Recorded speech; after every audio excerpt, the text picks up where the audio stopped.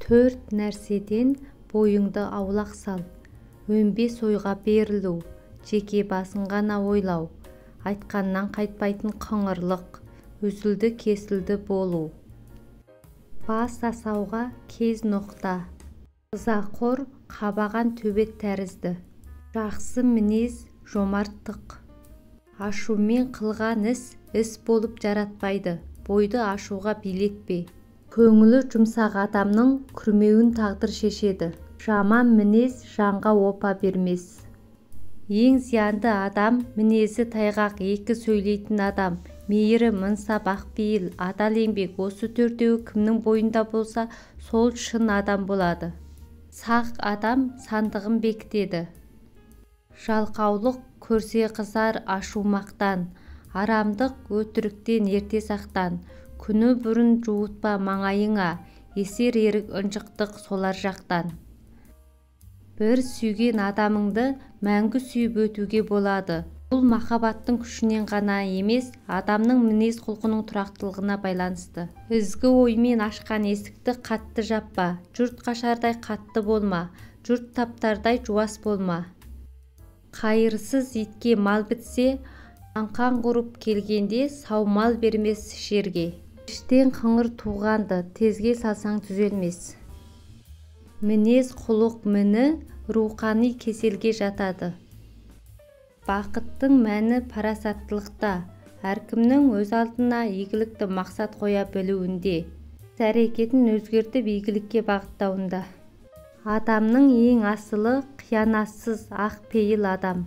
Үлкен кіші адамнан иба кетті, қыз бозбала жастардан әдеп кетті, мінез құлық бұзатын әдет кетті. Бұл не деген заман болды? Тәрбие адам бойына жақсы мінез құлық қалыптастырады. Зат нақты тәжірибел қолданыстан шыққан сәттен-ақ мінез құлық тәжірибесі саласына өтеді. Адамның ішкі жан дүниесіндегі қимыл қозғалыстың бәрі одан әрі алға басуға әзірлік. Сенің қалыбың екі нәрседен құралады. Бірі көзіңе көрініп тұрған дене құрылысың. Мұны тән деп атайды. Мұны көзбен анық көруге болады. Екінші ішкі жан дүниең. Оны жан деп те, діл деп те атайды. Әр іс-әрекеттің тууына түрткі болар себеп бар. Адамның әр қателігінен оның жан дүниесінің сыры аңғарылады. Көркем кітап оқуға әуестігім азайып бара жатыр. Сондықтан осының өзі менің жан дүниеме келген жамандықтың белгісі ме деп қорқам.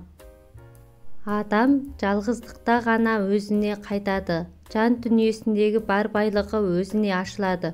Ондайда әдемі киімге қарамастан тоғышардың бейшара көңілі өксік атады. Есіл адамдар ең қағырда жүрсе де құлазуға ұшырамайды. Бірлік тәрбие жемісі. Жауынгерлік тәрбие әскери киімде емес, жүректе жатыр. Солдаттың анасы отанның анасы. Ақылды кісінің сөзі де, өзі де сүйкімді. Біреудің қатесін орынсыз кешіруге болмайды. Ақкөңіл деген нәрсенің екі түрі бар. Аңғал ақкөңіл, ақылды ақкөңіл. Жалтақтардың көбі ақымақ, әкім құмар келеді. Орынды іске, пайдалы қаталдыққа ешкім өкпелемейді. Мақтау қауіпті нәрсе. Мақтаудың екі түрі бар. Біріншісі қара ниетті мақтау, екіншісі ақ ниетті мақтау. Адамның көзқарасы мен түрі жан дүниенің рентгені. Орынды зіркілдеу сабақ, орынсыз зіркілдеу азап. Орынды зіркілдеу жастарды дұрыс жолға, орынсыз зіркілдеу бұрыс жолға салады. Терлеп еңбек етпегеннің тілегіне жеткенін көргенім жоқ. Ежелден ер тілегі ел тілегі, адал ұл ер боп туса ел тірегі. Қиын сәтте дізгініңді босатпай, шапшаң да шебер қимылда. Жігіт болсаң, жігеріңді жасытпа, қайратыңа қайта мін. Қарт адам ұзақ сапар шегіп, тоналып қалған жолаушы сияқты. Қазынасыз керуен қарақшыдан қорқпайды. Қазіргі әншілер қайғыны биге, қасіретті арзан күлкіге, мұңды қуанышқа айналдырып жіберді. Мақал-мәтел өмір тәжірибесі, жас адамға жүрек би, ит ауыл есігінің қоңырауы. Әйелдің сайқалы бірді ғана арбайды. Әдебиет сайқалының мыңға зияны тиеді. Сауатсыз жазушының кейіпкері надан болып шығады. Жеке және қоғамдық өмірде адам қасиеттеріне соғыс әсер етпей қоймайды. Орыс жалған батырлықтың бетпердесі. Ана тілін сүймегендік, білмегендік. Ұлт сезімін жоя отырып, ұлт безерлік тудырады. Зерттеп білмейінше білу де, істейді алу мүмкін емес. Тіл байлығы, тіл тазалығы ұлт қасиетінің, салт-санасының негізгі өнеге нағыз басты белгісі. Бүгінгі іс-әрекетіміздің сәтсіздік тәжірибесі ертеңгі күнгі сәтті ісіміздің хабаршысы болуға тиіс. Біздің нақты болмысымыз шындық. Өтірік ақырында тіпті нағыз шындыққа сәйкес келмейтін ресми материалдарға да сенімсіздік тудыратын ең зиянды у. Өмір үшін күрес ұрыстағы қорғаушы күш. Шындық бұл ерлікке тәрбиелеудегі ең құнарлы құрал. Табандылық батылдық қалқаны. Кім қорғана алмаса сол өледі. Қорқынышпен күресте ерлік, жеңістің нәтижесінде парыз сезімі туады.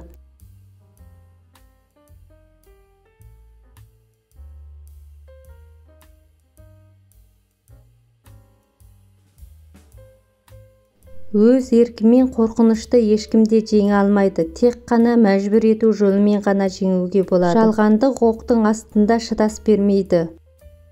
Парыздан биік шың жоқ. Парыз арманмен даңғық шыңы. Сұлулық барлық нәрседе бар, бірақ оны барлық адам көре алмайды. Ана сұлулығы жүзіндегі мейірімнен көрінеді.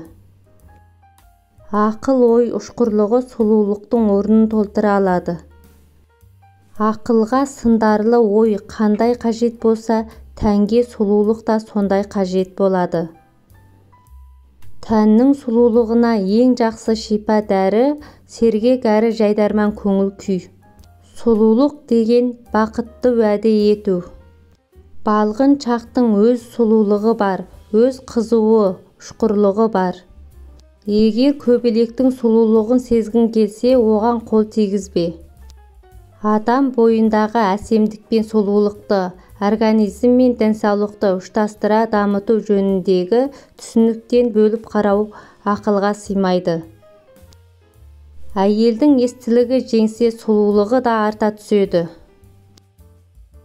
Тән сұлулығы қартаяды, жан сұлулығы қартаймайды.